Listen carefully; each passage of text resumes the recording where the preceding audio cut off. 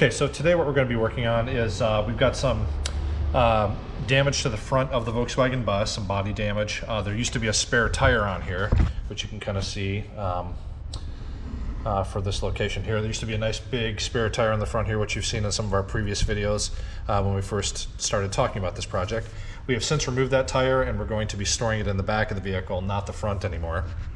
But when it was on the front, somebody hit it. So either somebody backed into it or they ran into something, and right where the tire was, which is right here, it kind of pushed this metal in. And so we had this issue with what's called oil canning, which is where the metal is kind of indented in here and it will not kind of pop back out to the same shape. And so we got these two spots that are like that. So you can kind of see them right here. We've got this one here, and we've got this one here. So what we can do is we're going to try and heat treat this metal and then quickly cool it down to sort of shrink it. And in theory, that should pop this metal back out. We're going to try it on both of them. I did a quick test here a minute ago, and it totally worked. It pulled it out a little bit, but I need to do a little bit more, I believe, to get that to work. But I think that's going to solve it. So let's see what happens. Get this up close here. So what you do is you heat it up till it's nice and red hot, and then you basically cool it down quickly with a wet rag. So I'm going to give that a shot.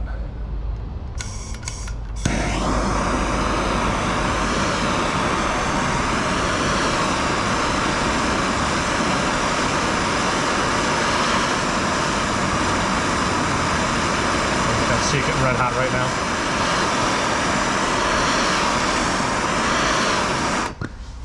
You can actually even see it stretching.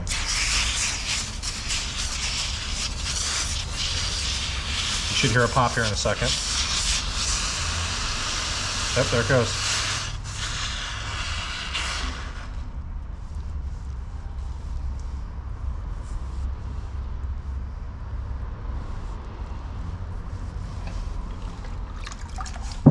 There it goes, you just heard it. Just popped. Okay, much better. Much less of a dent going on there.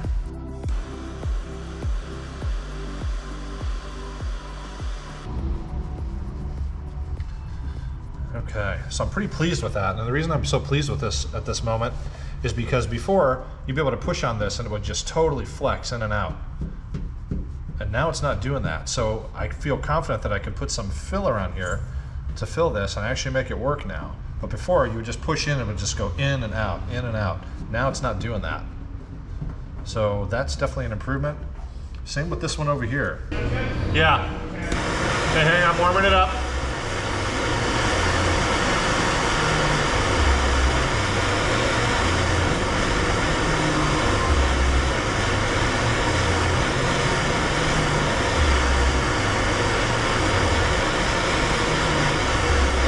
Okay, push it. Are you pushing? Yeah. Okay.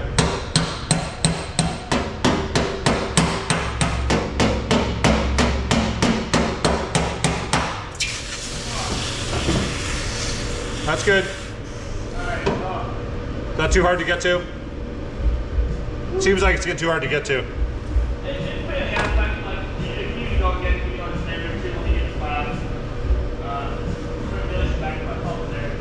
Okay. I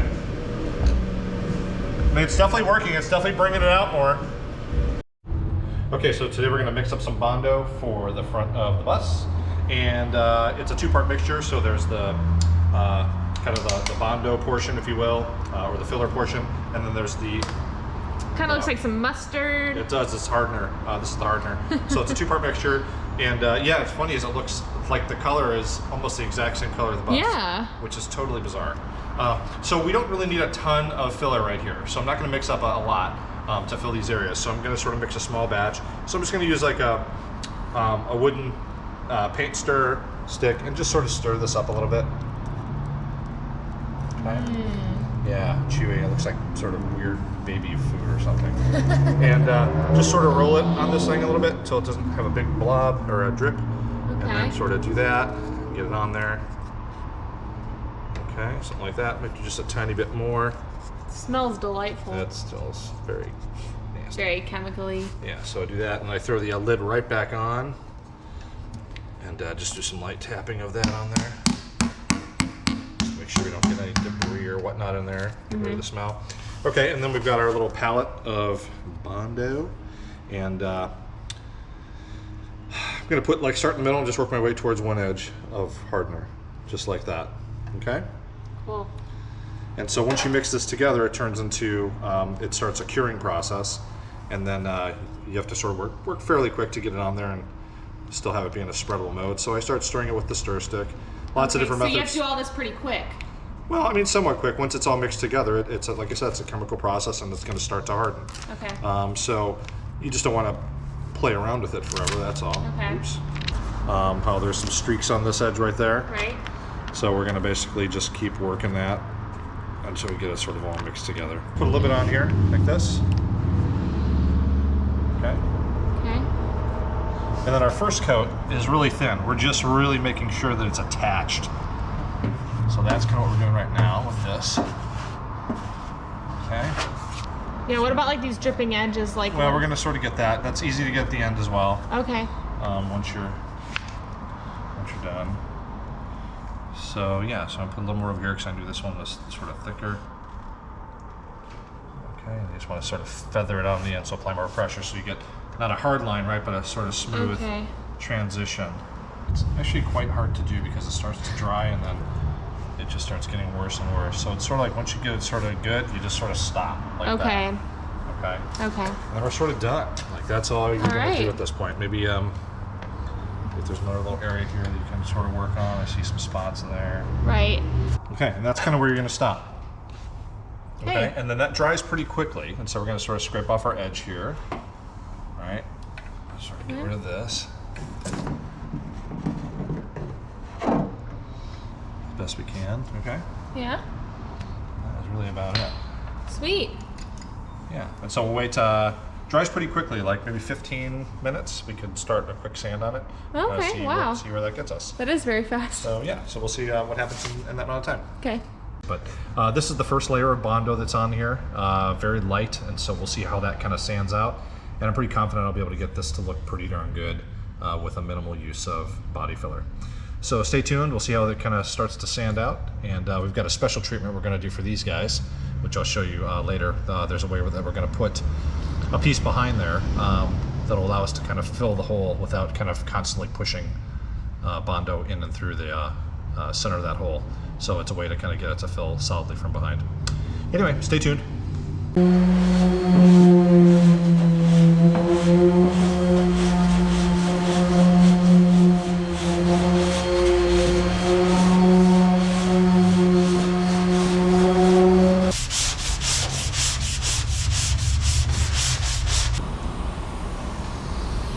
Okay, it's not me. Spooky. There's kind of an air of mystery around this bus. You get dirty here, bro. Look at this. Well, I kind of got all of it off now. Okay, newsflash. Bondo dust will ignite and smolder. Doing a little bit of welding today. Trying to patch some of these holes, see how that goes. I'm experimenting. But I didn't clean up the dust first. So that is a good tech tip right there. I had no idea Bondo would just smolder. I'm just a little cleanup on that right now.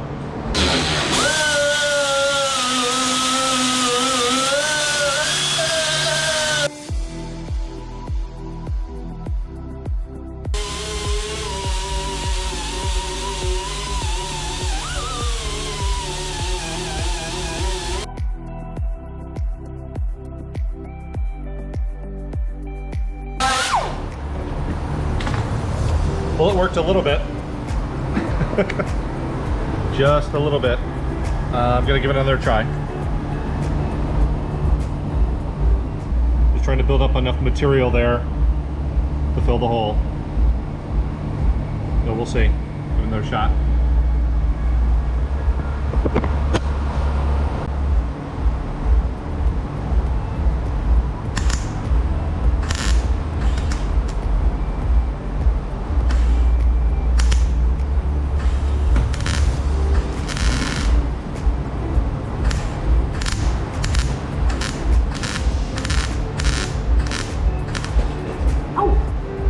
Yeah, just keep burning through. This is gonna be really tough. May not be able to get this one. Okay, so what I'm going to do now with these 4 holes that I have on the front of the bus where the spare tire used to be mounted, I'm going to drill them out slightly larger, and I'm going to use this small epoxy patch kit that you can stick through the hole and keep pull back from behind, and that will give us a surface to actually put Bondo on. So we're going to give that a shot real quick here and see what happens, but I'm going to drill the holes just slightly larger so I can get the piece in that'll be used as the backing. I'm going to drill these slightly larger.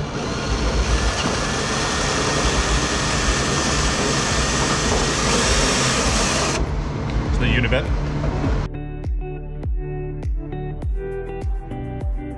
Wow, it's pretty bad. Metal is really thin there. Probably no thanks to my welding. And there's a piece behind it, so the unibit won't work because it goes in too far. I'm hitting the back of something right there right now, so I'm gonna have to maybe use just an actual drill bit for that. Okay, so now what I'm gonna do is I'm gonna use this small file, this little tiny rasp with a rounded edge to it. I'm gonna just stick it in here and sort of just make sure I can get the backside, you know, without any lip on there from the bit. That way when I put the piece on the back, it'll sit flush. Okay, we're gonna see if we can use this patch kit to develop some patches to go in behind and secure with epoxy. So supposedly you lay it over the hole, draw it slightly bigger than the hole itself, then you cut that out. This looks like it's some fiberglass-like material. That little patch, it's gonna go in behind there, supposedly. You're supposed to be able to bend it and stick it in, but maybe my hole is too small. I don't know, we'll have to see. I don't think I can bend that and actually get it in there. Okay, that might be a fail. I might have to actually drill that hole bigger, which I'm reluctant to do, but let's see. Okay, after trying to figure out multiple ways to patch these holes in the front of the bus, the last method I decided to use was the soldering method, which I probably thought would be the least successful, but in reality it was the most successful. So here's what it ended up looking like after I sanded this thing down. So I am pretty happy with that. That is like super flush. So I'm kind of thrilled with that. Push on it, it's pretty solid. So that's pretty good. And I'm gonna try it on this one here and I'll show you how I did it. So I have some rosin core solder and decent size gauge here of it. Looks like it is 4060. And what I'm going to do is use this little torch that I've had for a while now. Almost looks like a little cooking torch you'd use for browning things. But I'm going to turn on the flame very low. If you can kind of see that flame or not. Let's see here. But I'm going to turn it really, really low. Okay. And then basically I'm just going to heat up the metal slightly around here. You can kind of see the color change right away. I'm just going to start applying the solder and just sort of get a light coat of solder on the around the edge of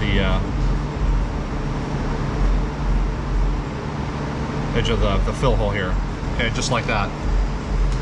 You can see that well enough, hopefully. And then we're just going to kind of keep going and just sort of filling up spots around the edge.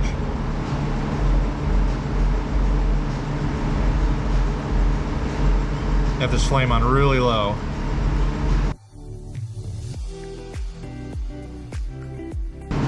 It get pretty tricky because as you're applying the solder, it's melting on the rod and it's getting shorter, and so you're constantly having to kind of push in while this is working. It'll be pretty challenging. And then you'll notice I'm kind of constantly going back and forth with it, because if you stay on it too long, the whole blob will just melt and fall right off, which happened once before. So I'm just going to kind of keep working it here. Okay, and that's about it. So I'm going to turn my flame off now. Just let that cool for a second or two. And then I'm going to take an 80 grit sanding disc on my grinder. And I'm going to do some grinding on there and get it flush with this like I did on the other one. Pretty cool now. So I'll give it a shot here.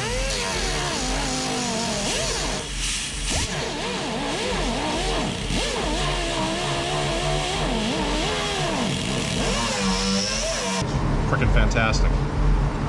We gotta get a new disc because you can see that the sanding disc is totally gummed up. So I got a whole bag of them here. Like I said, I'm just using 80 grit. 80 grit. Screw it onto the end of the little grinding wheel there, like that. And just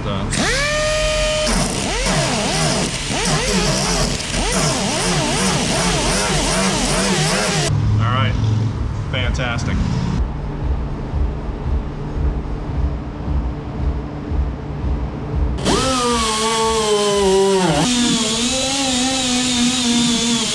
But thanks for watching, you guys, and more later. There's just a big giant hole in there that somebody had drilled out for some reason. No idea why. Pretty bizarre, but you know, I can stick my whole hand up through there.